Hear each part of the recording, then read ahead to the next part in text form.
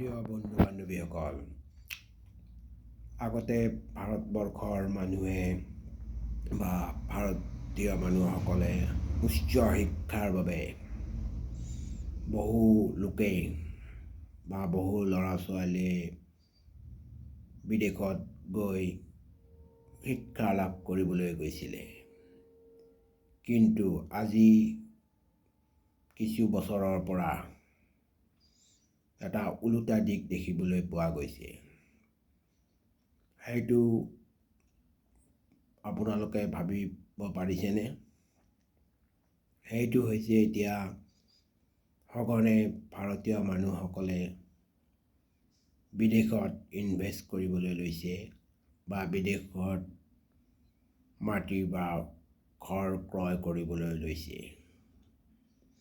এইটো মই কোৱা কথা নহয়, এইটো RBI তথ্যটো উল্লেখ পাইছে। লাহে লাহে ভাৰতীয়ৰ মূলৰ বহু লোকে তেওঁলোকৰ অঙহী বঙহী বা ৰিলেটিভৰ থ্ৰুতে বিদেশত ইনভেষ্ট কৰিবলৈ লৈছে বা তাত গৈ পইচা ইনকাম কৰাৰ পথ উলিয়াই লৈ তেওঁলোকে ভাৰতলৈ নহাৰ দিশ উলিয়াই লৈছে বা ভাৰতৰ পৰা ইনকাম কৰি লৈ তেওঁলোকে বিদেশত ৰিলেটিভসকলৰ থ্ৰুতে ইনভেষ্ট কৰিবলৈ লৈছে। এইটো ভাৰতৰ বাবে অশনি সংকেত হৈ পৰিছে। কিন্তু ইয়াৰ বাবে গভৰ্ণমেণ্টে বিশেষ চকু দিয়া পৰিলক্ষিত হোৱা নাই। কিয় এনে হৈছে বাৰু? আপোনালোকে ভাবি চাইছেনে? এইটো দিশত কাৰ দোষ বাৰু? এই দিশৰ এটা কথা আপোনালোকে জানেনে? আমাৰ ট্ৰাম্পৰ লগোৱা টাৰিফৰ ওপৰত ভাৰতবৰ্ষই তেওঁলোকৰ লগত চতুৰালি কৰি আমেৰিকাক মনাব পৰা নাই। কিন্তু আমেৰিকাৰ ওচৰত ভাৰতবৰ্ষও 10% এতিয়া গেছ কিনাৰ পোষকতা কৰিছে। কিন্তু আগতে গেছ কিনাৰ ক্ষেত্ৰত আমেৰিকাৰ গেছ সকলো দেশতে ছাপ্লাই দিছিলে যদিও ভাৰতবৰ্ষই কিনা নাছিলে। এতিয়া প্ৰথমবাৰৰ বাবে ভাৰতবৰ্ষই গেছ কিনিবলৈ লৈছে।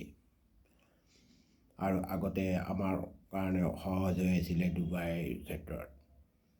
আপুনি জানি আচৰিত হ'ব যে এই ক্ষেত্ৰত চীনক টাৰিফ লগাও চীনে আমেৰিকাৰ ফেৰ মাৰিবলৈ সক্ষম হোৱা নাই বা আমেৰিকাই তেওঁলোকক তলত ৰাখিবলৈ চীনক সক্ষম হোৱা নাই। কাৰণ চীনে এতিয়াও ৰাছিয়াৰ পৰা তেল ক্ৰয় কৰি আছে। ভাৰতবৰ্ষ আগতে ৰাছিয়াৰ পৰা তেল ক্ৰয় কৰিছে, কিন্তু এইবাৰৰ পৰা ৰাছিয়াৰ পৰা লাহে লাহে তেল ক্ৰয় কৰিবলৈ USA বাধা দিয়াৰ ফলত ভাৰতে ক্ৰয় কৰাৰ পৰা বিৰত থাকিব বুলি গম পোৱা গৈছে। কিন্তু চীনত এনেকুৱা কিয় তেল কিনাৰ পৰা ৰাছিয়াৰ পৰা বিৰত থকা নাই জানেনে? চীনত সৰু সৰু বহুতো তেল উদ্যোগ আছে।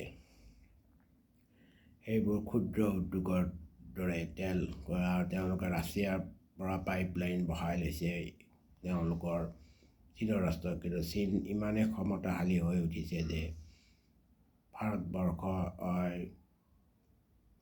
আমেৰিকাক তলতে থাকিব লাগিব। কিন্তু চীনে আমেৰিকাক ওলোটা নচুৱাবলৈ লৈছে বা চীনৰ টাৰিফ লগাও ডনাল্ড ট্ৰাম্পৰ নিচিনা ৰাষ্ট্ৰপতিয়ে আকৌ চীনৰ লগতে মিত্ৰতালি কৰিবলৈ সক্ষম হৈছে।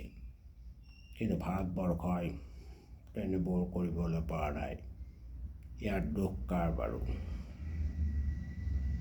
ভাবি চাইছেনে? যদি ভিডিঅ'টো কিবা ইনফৰ্মেটিভ যেন লাগিছে, লাইক কমেণ্ট আৰু শ্বেয়াৰ কৰিবলৈ নাপাহৰিব। ধন্যবাদ।